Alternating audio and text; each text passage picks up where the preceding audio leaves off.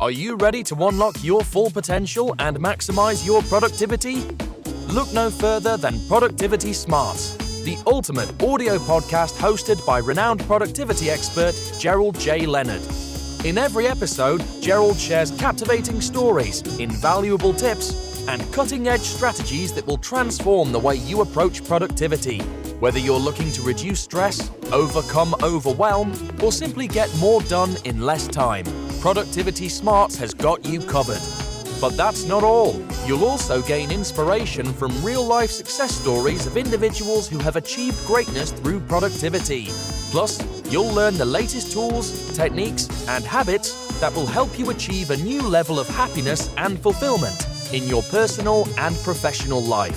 So why wait? Join us every week as we delve into the exciting world of productivity and help you unleash your full potential. Get ready to take your productivity to the next level with Productivity Smarts. As a productivity expert and host of the Productivity Smarts podcast, Gerald J. Leonard has been a proud supporter of Kiva since 2011. Kiva is a non-profit organization that helps entrepreneurs in third world countries access the capital they need to start or grow their businesses. By making a small loan through Kiva, you can help these entrepreneurs achieve their dreams, support their families, and contribute to their local economies. And with a repayment rate of over 96%, your loan can be relent to another entrepreneur once it's repaid, creating a ripple effect of positive change. So if you're looking for a meaningful way to make a difference in the world, consider making a loan through Kiva. With loans as small as $25, anyone can be a microlender and help change lives. Visit kiva.org to learn more and start lending today. Today, I'm speaking to Mick Spiers. He is the founder of the Leadership Project movement. He started the Leadership Project with a vision to inspire all leaders to challenge the status quo and a mission to empower modern leaders through knowledge and emotional intelligence. He has the view that leadership practice has not kept pace with the ever-changing modern world. The world is facing a leadership crisis with decreasing levels of employment engagement and increasing levels of workplace stress. People are spending up to 1/3 of their lives in the workplace, but they're not enjoying it. And Mick is dedicated the rest of his life to addressing this issue. Mick, how are you? Yeah, doing really great. Thanks, Gerald. And thank you for having me on the show. Looking forward to a great conversation today. Excellent, excellent. Well, Mick, you've interviewed me, and obviously you've been very successful with the Leadership Project movement that you've started and the work that you've done. You got an amazing website. I've checked it out, and a great presence on LinkedIn. And I totally enjoyed being interviewed by you. And so what has made you so successful in your career at this point? Really good question, Gerald. I'm going to say the secret to my success has been in the power of self-reflection. I've made lots of mistakes in my career, countless mistakes. And that's what stemmed the book in the first place. When I think back to the early days of my leadership, I made every mistake that you can imagine, but it took a deliberate practice of stopping and reflecting and seeing where I was going wrong to understand if I kept on doing the same thing over and over again, I was going to keep on getting the same results. Right. And for me, the results were personal burnout. There were all kinds of things that I was doing wrong. So 11 years ago now, Gerald, I put into practice a practice of daily self-reflection, asking myself every single day for 11 years, what went well today? What didn't go well? What will I do differently next time? What did I learn about myself? And what did I learn about others? And if you do that every day, you start to realize what works and what doesn't work. Right. So over time, I've really adapted in that and adapted my whole philosophy towards leadership through this daily practice of self-reflection. Now, let me ask you about that. That's really interesting. I had a gentleman before that I interviewed who talked about journaling forward, where he would visualize the life that he wanted and he would write about it specifically in detail. Your approach is more reflective as well. I'm sure you're focused on your goals, but yours is also very reflective, right? Where you're in the evenings or whenever you do it, you're sitting down. Now, when you do this, because I want to get real practical on this part, because I want people to walk away with a tool, right? when you do this, are you doing it in the evening? Are you doing it with a digital notebook? Are you doing it with a physical notebook? Do you go back and look at your notes from previous months or weeks as you do it? And how long does it take you to do this process? So I do it physically now, digitally now, but I started physically. So I started in a physical notebook, and I Okay. now do it digitally now in Notion. I built a little journal in Notion. I do it in Notion now. Takes me about 10 minutes each day, but it's 10 minutes well spent because it really helps me to sharpen. Interestingly enough, in the morning, I do the intentionality piece. So the piece where you're talking about looking forward. Okay. In the morning, I really take a practice of being intentional about who I need to be today. How do I need to show up? Right. Where does my focus need to be? And I use key words like it could be, depending on what meetings I'm going into today, I decide what am I going to be? Am I going to be curious? Am I going to be visionary? Am I going to be persuasive? Like I'm really doing a lot of intentional action in the morning to set Right. myself up for success through the day and through the week. And then at night, every day, doing the reflection. Okay, what went well? What didn't go well? What do I need to do differently? What did I learn about myself and what did I learn about others? And if you do that every day for 11 years, Gerald, that's a lot of learnings. It's not just about doing the learning, it's applying the learning. Right. The key, learning does not change the world. Applied learning changes the world. So it's the Yes. ability to adapt and pivot from what you've learned the day before and to get 1% better every day. Exactly. Now, what do you think is poorly understood about leadership today? So I'm going to say this is a big part of the challenge that we have in what I Okay. call the leadership crisis, where only 1 in 5 people in the world truly love their job and like their Yeah. boss. And the issue is about that first transition into leadership. People often outstanding individual contributors, and then they get tapped on the shoulder and say, congratulations, you're a leader now. And Right. that's where the book comes, you're a leader now what? But at this point, they've had no real exposure to what it takes to be a leader and what good leadership looks like. So their only real reference point is to start looking around them and start mimicking the behavior of leaders before them. Right. And they'd not been taking the time to realize that, hang on a second, I didn't even enjoy that person's leadership. Why am I now repeating the behaviors Right. of the people before me? So I'm going to say the big missing piece is to actually stop and think about what does good leadership look like? What does bad leadership look like? And to start developing our own model of leadership that we would be proud of. Would I follow myself with the behaviors Right. that I'm now exhibiting? So I think that's the biggest challenge is that gap in the transition into the first leadership role, because then bad habits start to form. And Yeah. if we don't break the before we know it, we become the boss that we used to hate. Exactly. Exactly. That's really, really valuable insight. So obviously, growing up, when I think about you as being someone who's 1 or 2 years old, I don't think you were thinking that this is who I'm going to become later on in life. So tell us your journey from just growing up as a kid to how did you get to this place where you are now? Like, what's your story? Just a really quick, synopsis of your story. Oh, how much time have you got, Gerald? That's a great question. When I was a kid, I had none of this in my mind. I always wanted to make a difference in the world. I was always looking to make an impact.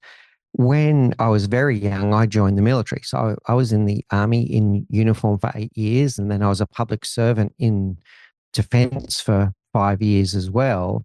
Okay. And I did just find some purpose in that. I could see that there was an impact in what the military did. I didn't always agree with the actions that we were taking, Right. but I understood the importance of it. Then later on in life, I discovered a big pivot in my life. I went into the world of urban mobility, which was how we de-stress the way someone commutes to and from their work. Because I Okay. saw that as a really stressful part of someone's day, Yes. sitting in traffic and the way that we move around the cities. And I developed a vision to create a world where people could move around their cities without delays, without disruption, and ultimately without stress. The part that was missing in that was for many people, the stressful part was at work. It wasn't the commute, it was at work. So then I start finding this purpose to help people create workplaces where people fall back in love with their jobs again. And as you said in the introduction, people spend up to 1/3 of their lives in the workplace. No one deserves to work in a workplace that they hate. They should all have a workplace that inspires them, where they feel valued, where they feel seen, where they feel heard. Right. And that's what drives me. So I'm going to say none of this was in a young rugby playing, cricket playing mind as a young boy, but really it was about having an impact on other human beings, was always sitting there dormant, but it took me a while to find what the vehicle would be to make that a reality. So now I do a bit of both. I help in the world of urban mobility. I'm de-stressing the way people commute to and from work. Then in the world of leadership, I'm trying to de-stress the workplace so that people fall back in their jobs again. Excellent. Excellent. And, I had a chance to review your book, and it is an excellent book. You're a leader now. Now what? Right? You're a leader. Now what? The proven path to high-performing leadership. And so I have a few questions that I want to take a deep dive in the book and have a good conversation here. In your book, you discuss the transition into leadership roles. And how does this transition typically impact an individual's productivity? What strategies can help new leaders, or what strategies can new leaders use to maintain high productivity during these periods? And it's really around the chapter in your book where you talk about how people learn. Yeah, great question, Gerald. And one of the key ones here is when they get in that first leadership role. In fact, this can happen in any promotion or transition that they have during their career. Right. The first thing that people start to do is they keep on doing their old job when they start trying to do the new job. So they don't make the pivot. They don't realize that their job is not to do the activity anymore. Their job now is to create the environment where other people can do their very best work and to do that activity. Right. So one of the things, usually the individual contributor has been promoted because they're an expert in their field. They might be an outstanding software engineer, a nurse, an accountant. It doesn't really matter. They're really good at their craft. And now all of a sudden they're in a leadership role where someone else is going to do the craft and they're there to lead, coach, mentor, and develop them. But their comfort zone is back at the doing. Yes. They were good at it. They were really good at it. This new part about leading people, and Gerald, people are more complex than any spreadsheet. Leading human beings is challenging. So they've got this step out of their comfort zone where they're starting to do something new, leading people. And there's this temptation to go back and do what they were good at, which was the spreadsheet or the whatever it was, the software coding, whatever it was that they were good at. Right. So it's that pivot that they need to make. Now, you speak about how people learn. It's then, how am I going to direct those people? Is it going to be through micromanagement because I know how to do that job and tell them how to do everything? Or is it about creating the environment where I'm going to take these new generation of people and create the environment where I can coach them in a way that they can learn the craft? Right. And where it comes down to where people learn through experimentation, through experiential learning. So the famous work from Glasser around, 10%, people forget 10% of what they read, 20% of what they hear, 30%, well, they only remember, 10% of what they read, 20% of what they hear, 30% of what they hear and read. We need to bring it up to the 70 and the 85% mark, which is when they learn from doing, they learn from talking about it, they learn from teaching others. We need to get up to that experiential learning. So what that means then is the leader has to make this transition from really knowing how to do the craft, do the thing that they're wanting someone to do, and turning into coach and asking more questions than they give answer. And by asking questions, you're drawing out of the other person their learning and their knowledge so that essentially you become a multiplier. Right. One of the works I put a lot of emphasis on it is from Liz Wiseman, and it's from her book Multipliers. Okay. Where we start, instead of telling people what to do, we ask more questions. Right. So if you're a team leader who normally goes into a leadership meeting and says, all right, team, here's our priorities for the week. We need to do this. We need to do this. We need to do this. Sally, I need this by Thursday at 4:00. Jim, I need this. Sukhjit, I need that. Like, this is an easy trap to fall into. Yeah. What the extreme question experiment asks us to do is to flip the script and just go into the room and say, hey, team, what do you think our major priorities are this week? That's interesting. And what makes that important? And what we'll be able to achieve once we've done that? See how I'm just asking questions. And what challenges do you think we'll encounter? And how might we overcome those challenges? So instead of telling people what to do, we're drawing out of them and we're engaging them, we're empowering them, and we become a multiplier. So this is a key transition that leaders really struggle with because they know the craft, they know how to do it. Right. But telling someone what to do is not the best way to teach them, coach them, and develop them.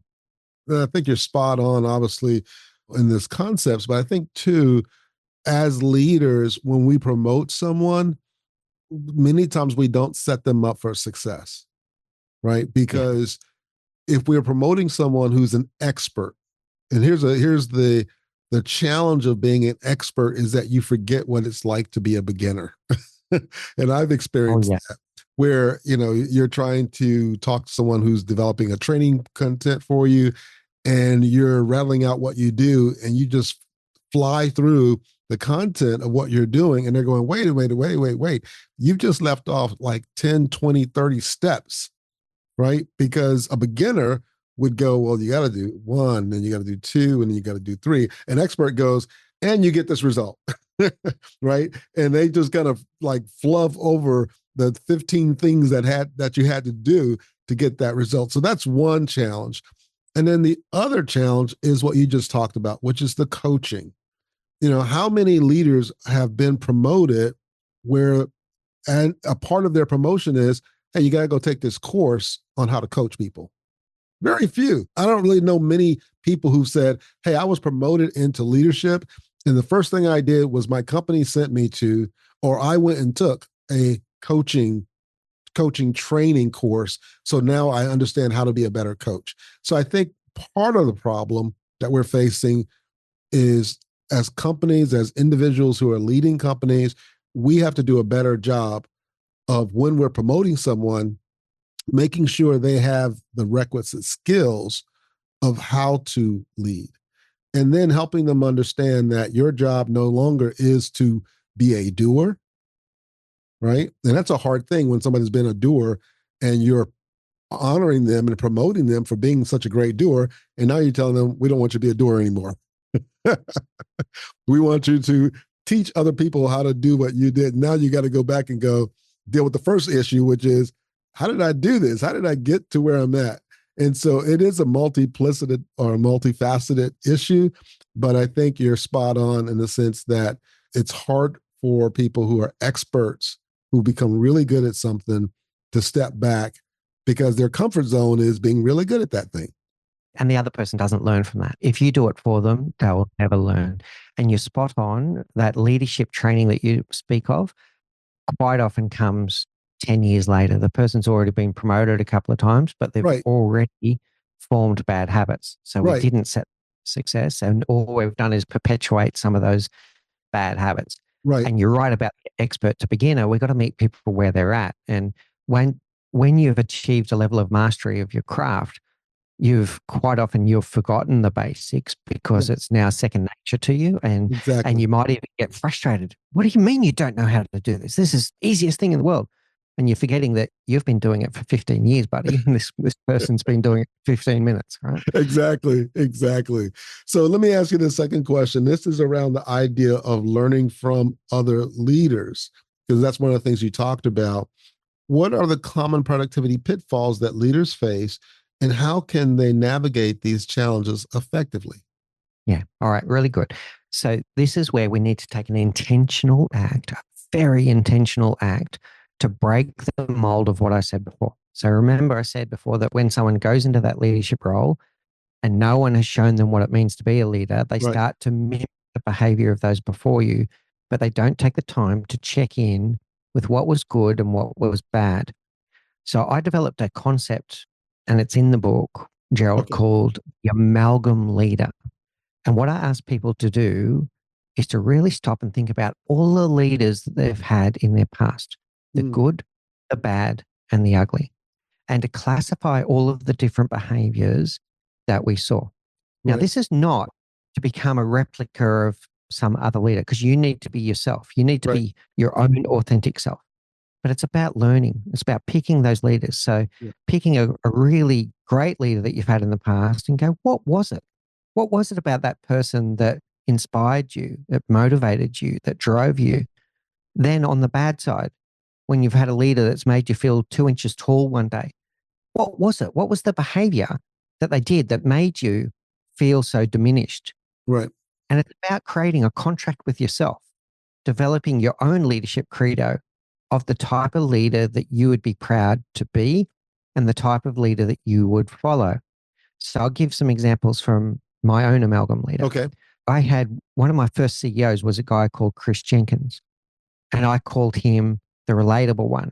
This is the kind of guy that could have a beer and a barbecue with dockyard workers in the afternoon, and that afternoon could go and have a dinner with the Prime Minister of Australia and could hold his own in both those conversations because he's relatable and because he's interested in the other person. He cares about the other person. Right. So I learned a lot from Chris in that regard. Then I'd have other leaders that made me feel horrible, put me in terrible situations, asked me to do things that they wouldn't have ethically wanted to do themselves. Right. And I'd bank all of those behaviors of, I never want to treat another human being like that. Right. So I end up with this positive list in one column of all of the behaviors that I would be proud of and a list of behaviors that I would never do to another human being. Right.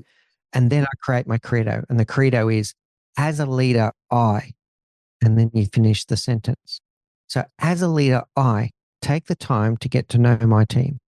As a leader, I take the time to make sure that my team feels seen, heard, and valued.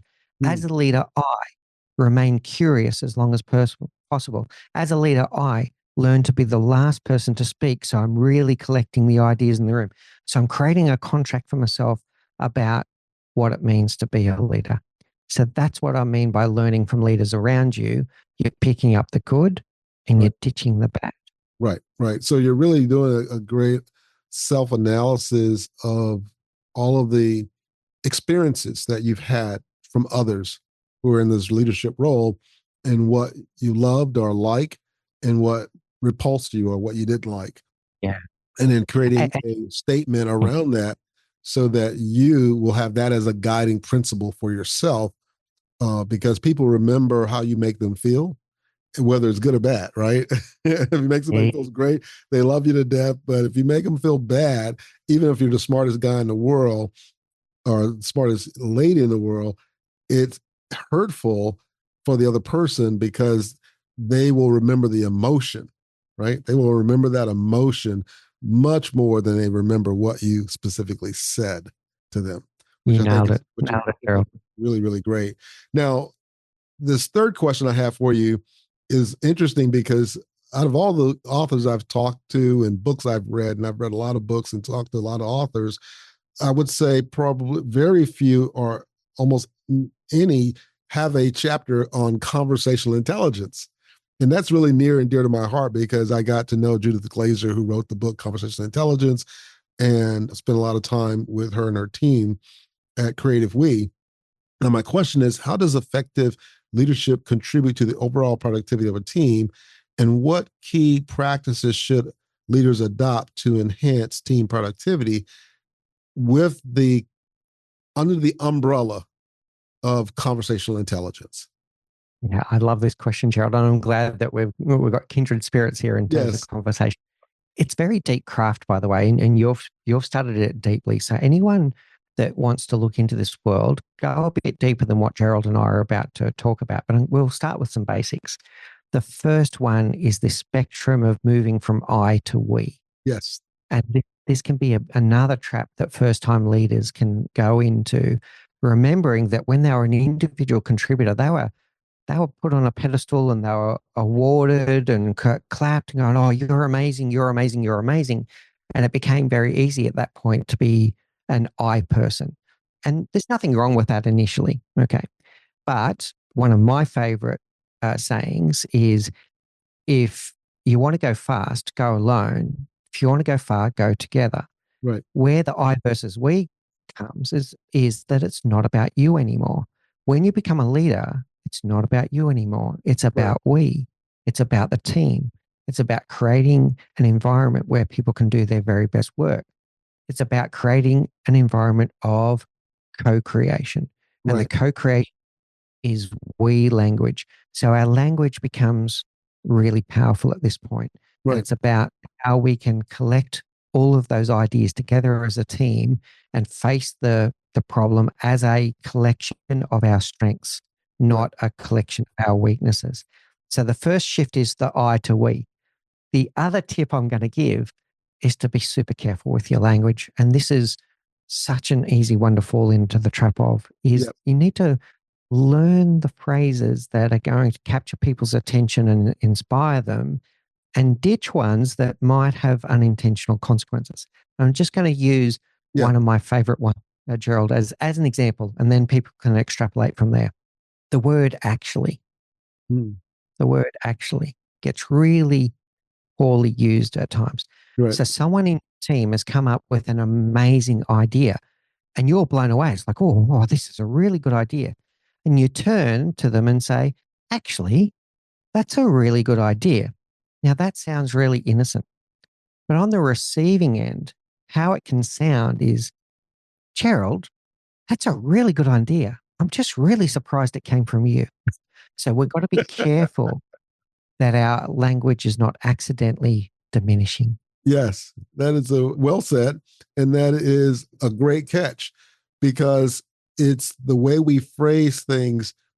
We could feel like we're giving someone a compliment when in actuality, right? We are putting them down, and we're making them feel like, so are you saying that the other things I've said are like, discounted and make no sense because I've actually said something that actually makes sense? And maybe you've been on the other end of that and felt like, wait a minute, are you saying that everything else I said was dumb and that this was the smartest thing I've ever said in my life? And actually, again, if just using that word really colors the conversation. What I loved about the idea of conversational intelligence that I learned from Judith Glaser, who wrote the book Conversational Intelligence, that I learned was the fact that conversations are much more chemical than they are verbal. And what she meant by that was, when we're using positive language and positive phrases, both the listener and the speaker's brain begin to produce oxytocin, dopamine, serotonin, all these positive neurochemicals, and it creates a bond. It creates a feel good. Everyone's smiling and shaking their head yes, and they're in agreement, and there's a connection, and they get off the call and they're like, man, that was a great conversation. On the other hand, when we use those words actually and not really understand what we're doing with it, and the person feels like, they're hearing like put downs or, somewhat encouraging phrases, or we're just using language that creates a negative vibe, then both your brain and the listener's brain begins to produce cortisol and adrenaline. And that impacts the amygdala, and the person gets into a fight or flight mindset. And so that's where, on the scale, the conversational intelligence dashboard scale, we go from I, which is really the back of the brain, which is focused on, with them, right? What's in it for me? And how am I going to benefit from this conversation? And what is that going to do for me, compared to the co-creating and experimentation model from the front of the brain, which is we, where now it's all inclusive and we're open to influence others and to be influenced by others in our conversation. And it creates that positive part of it. And so this is a great conversation here. what we're really talking about there is high trust versus distrust, Yes. right? So in that we world, it's a high trust world where I trust that the other person that I'm talking to has got my interest and the rest of the team's interests at heart. Correct. When we get into the part of the world where it's the I world, we start distrusting, we start second guessing. Why did they say that? And what are they getting at here? What game are they playing? Right. That's not the world of co-creation. And that's not going to be productive. Now we've got people spending all of their brain's processing power questioning what you said, why you said it, what are you playing at, instead of going on the journey with you. Right. And it makes them more skeptical and resistant than being an experimenter and a co-creator in the work or in the effort. So well said. So let me go on to the next one. You emphasize the importance of building trust and rapport with your team. How does fostering strong relationships within a team boost productivity? And what mistakes should leaders avoid? Yeah, so this builds on what we were just saying. So on this trust building, it is about making sure that people know that we have their interest at heart. So people don't care how much you know until they know how much you care. That's the famous Teddy Roosevelt quote, and it's so true. How do we get to that path? We need to go through a journey. And on high performance teams, one of the ones that I use is what's called the Drexler-Sibbett team performance model. Okay. And this is about taking the team through a journey, starting off with, why am I here? The person that's on the team needs to know what they're bringing to the table and why am I here? Then it's, who are you? Who are you and why are you here? Right. So that we start actually really understanding each other and then start coming towards a common purpose. And when we have a common purpose and we know, I know who you are, you know who I am, we know what we're bringing to the table, we have a common purpose, we have a common direction, we can start building that trust and going in a direction that is everyone in the boat rowing in the same direction. And if you can get all people on that boat rowing in the same direction, you can dominate any industry. It's when people don't know why I'm here, who are you, what are we doing, that they start coming to work trying to do a good job, but they don't know what a good job looks like anymore. Right. So they start going in all kinds of directions. So the diminishing part of productivity here is a lack of alignment. Yes. It's a lack of alignment and a lack of trust. So the sooner we can get through some of these questions of, why am I here? Who are you? What are we doing? Why are we doing it? What does good look like? That's when we can start getting the team all rowing in the same direction, instead of some people rowing left, others rowing right. Someone wants to go backwards. That's not what a productive team does. Exactly. It really starts off with the idea of having a great shared vision and shared values. Because if we have a shared vision of where we're trying to go as an organization or as a group or as a family or as a couple or, just, any partnership or group of people, having that clear vision. But then if everyone's on the same page and we're clear about the values that we're espousing and what that we expect from each other, so that we know, this is who I am, this is who you are, this is where we're going, this is what we believe in, this is what we trust in, and so on, then it's easier to create that buy-in. And once you get people to buy in, people buy in with their heads, but they also buy in with their hearts. And if they buy in with their hearts, then they will buy in with their hands, right? Because then they'll totally get engaged. They will be mentally engaged and their hearts will be there. If we don't have that, then it becomes a real struggle to create a great team, not even considering a high performing team. If you want a high performing team, everyone has to be bought in and focused on that we concept and really understand the vision and really understand the values and holding each other accountable and moving forward in that direction. Yeah, spot on, Gerald. And that's what everyone wants, to feel like they have a purpose and what they do matters. How do they know that what they do matters? Is because there is some kind of shared vision of the world that we're trying to create. What are we trying to do here? What is it and what makes it important? And what do I contribute? What do you contribute? What can we do together that we couldn't possibly have done individually? And what impact will it have on the world? That's what gives people pride in the work they do. It makes them feel like they matter.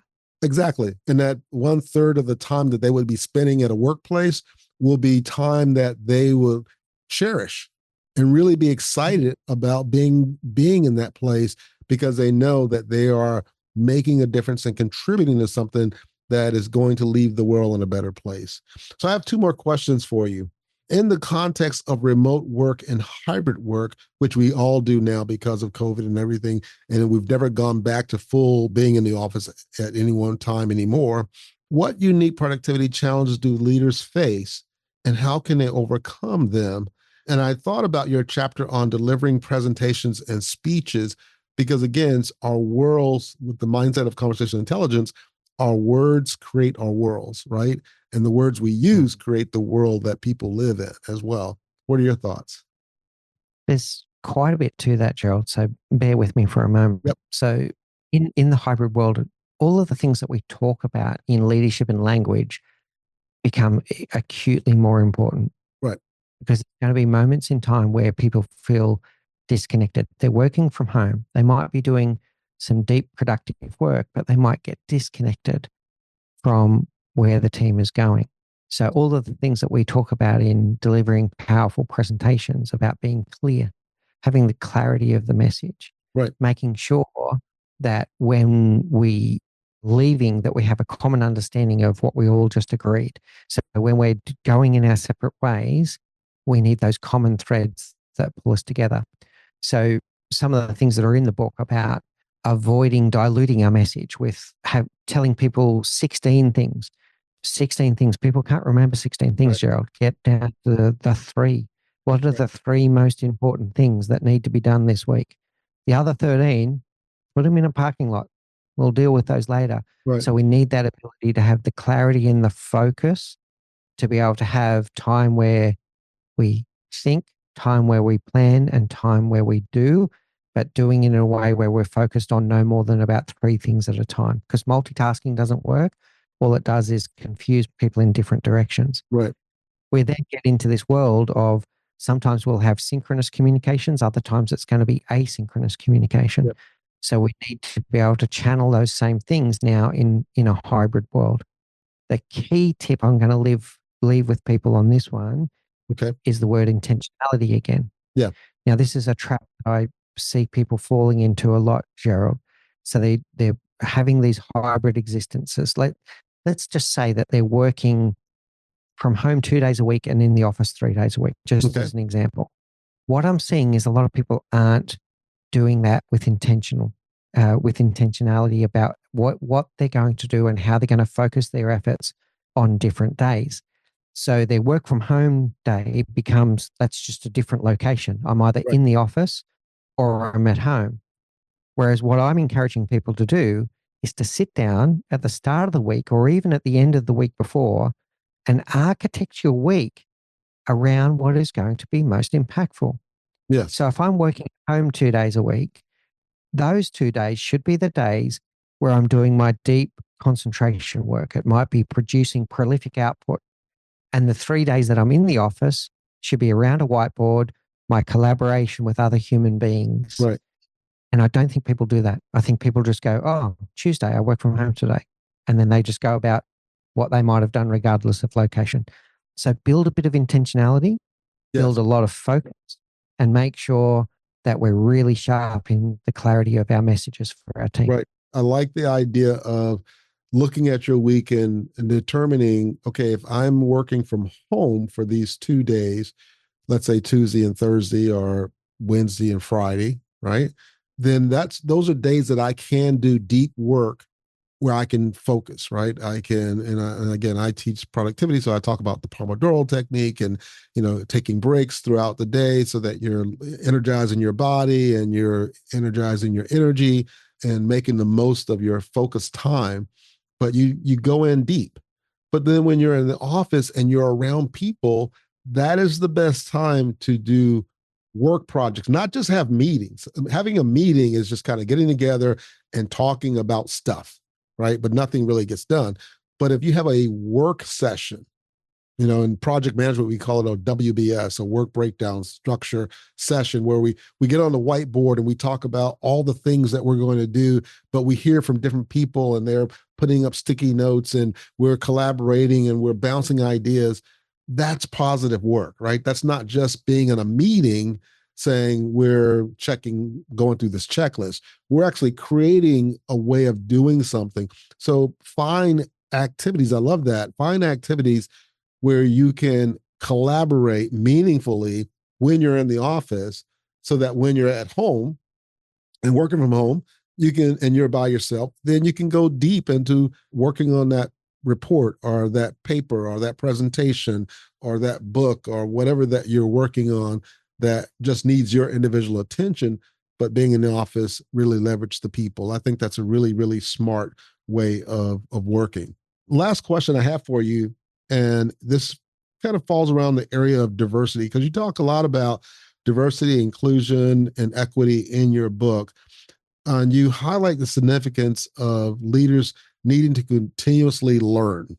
How does a leader's commitment for personal and professional growth influences their team's productivity in the context of diversity and being inclusive, and that whole process that you talk about? Because you have a few chapters on that topic.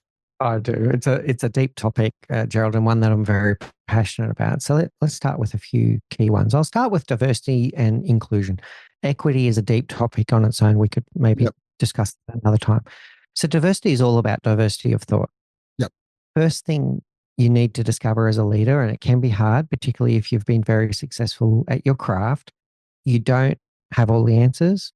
Yep. You don't need to have all the answers, but you surround yourself with people with diverse experiences and diverse backgrounds and diverse kind of work experiences that have led up to this time, so you can collect a diversity of thought.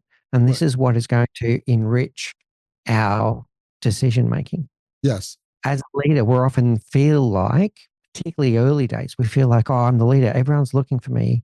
Everyone expects me to know everything. And I just want to tell everyone, you don't need to do that at all. In fact, the exact opposite is going to improve your team's productivity and the decision making in your team. So in this part, we then need to learn to be the last to speak. I spoke about that earlier. Right. And you've got to be really careful with this, with your language as well. So I'm going to share a trap that can come in here. So you can have a leader that goes, oh, I really need to make sure I collect ideas from the team here. And they go into a meeting and they'll say, right, team, I've got this great idea. I think we should do but I want to know what you think. What do you think? It's too late. It's too late. They're just going to go, yeah, what you said. If you genuinely want to collect other people's diverse ideas, you need to start with the problem space and say, team, here's the challenge as I see it. I want to know what you think. Do you agree? Is that the challenge, or is it something else? What are the solutions to this challenge? Right. Asking better questions once again and learning to be the last to speak. Let people have their voice. Now, by doing so, what are we then creating? We're creating an inclusive workplace at the same time. So we're collecting diversity of thought, but we're creating an environment where people feel like their opinion matters, because you genuinely gave them the platform and the feeling that what they're about to say, that you care about that. You're creating an environment where people don't feel excluded, where it doesn't matter what I say, the boss doesn't care or other people don't care. No one deserves to work in a place where they feel excluded. So if we're very intentional with our diversity and our inclusion, we do both at the same time. We collect a rich diversity of ideas and we make people feel seen, heard, and valued all at once. Excellent. Excellent.